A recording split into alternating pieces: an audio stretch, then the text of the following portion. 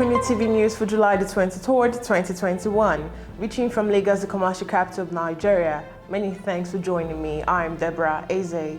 I will begin from Nigeria. The opposition People's Democratic Party has knocked the President Major General Muhammadu Buhari retired for saying that his regime has succeeded with the resources and time available to it. The President has declared on Thursday that history and posterity will judge his government over its efforts at restoring security in Nigeria and developing the nation's economy. He also declared that he and the APC governors were doing all within their power to ensure that Nigeria moves forward. The President made the declaration shortly before he went into a closed-door meeting with 12 governors who paid him a visit at his country home, Daura, Katsina State. He stated, "It's not easy for us in the country to make people appreciate what we've gone through. But if you try to discuss in relation to time and resources, then you appreciate what the APC government has done." The President noted that before his regime came into power, the security situation was terrible in the northeast, adding that the situation there had improved now. He also added that the involvement of troops in tackling banditry in the northwest had also assisted in clipping the wings of bandits in the region. And in more stories, the World Health Organization, WHO, and Nigeria Center for Disease Control, NCDC, have raised the alarm over the rising COVID-19 cases and deaths in the country. WHO Country Representative Dr. Walter Kadazi Mulombo stated, cases in this incidence has been low with an average of about 285 cases nationally over the last 2 months. However, in the last 2 weeks, cases have increased significantly by 77%. National test positivity ratio has also increased last week by 79% to 2.2% and even much higher for Lagos, the most affected state of the pandemic. The Delta variant is associated with increased transmissibility and has been largely responsible for the current upsurges across most country, has been confirmed in the country.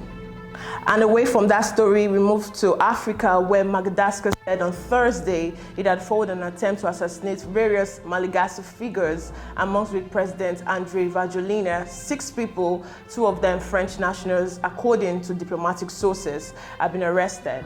According to all investigations made, the people arrested are involved in the assassination attempt of the head of state of Madagascar. The announcement of the assassination plots came after several months of turbulence and threats to journalists reporting on the country's coronavirus pandemic and a bunch ongoing famine in the south of the country. It's the second time in a short period an assassination attempt on a high-profile official has been thwarted by the authorities. And from the international scene, disaster recovery in rain-battered Zhengzhou in central China moved up a gear as floodwaters that deluged the city of 12 million began to recede, helping rescuers reach the trapped and stranded. In neighborhoods still immersed in waist-high water, rescuers used digger trucks, inflatable boats, and other makeshift rafts to pull some residents to safety and deliver provisions to other trapped in high-rise apartment blocks. Zhengzhou, the capital city of populous Henan province, has borne the brunt of extreme wet weather in central China this week, receiving the equivalent of a year's worth of rain in just a few days. The resulting severe flooding killed 12 people who were trapped in the city's subway system.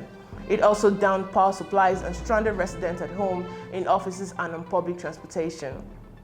And in sports, the opening ceremony of the Tokyo 2020 Olympic Games, which kicked off today, comes as cheering news for the sports faithful after the game, which were initially set to hold between July 24th to August 9, 2020, were postponed due to the outbreak of COVID-19 globally.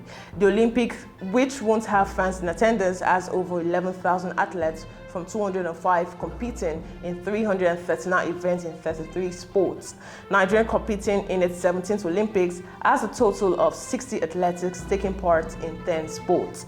The Olympics has brought mixed fortunes for Nigeria, with the 1996 still Nigeria's best outing, where Chioma Anjua and the country's men under-23 football team won gold medals. Africa's most populous nation, hopes for medal during the Tokyo Games are limited, with only a few of the competitors at par with the best in their events.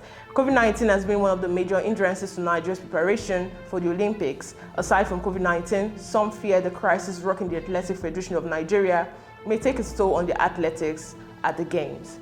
And that's all we can take on AFRICUNIA News now. For more stories, visit our website on africunia.tv. Follow us on our social media platforms on Join Team and Pangram. Subscribe to our YouTube channel. Drop a comment for us on the comment section. I am Deborah Eze. Many thanks for watching.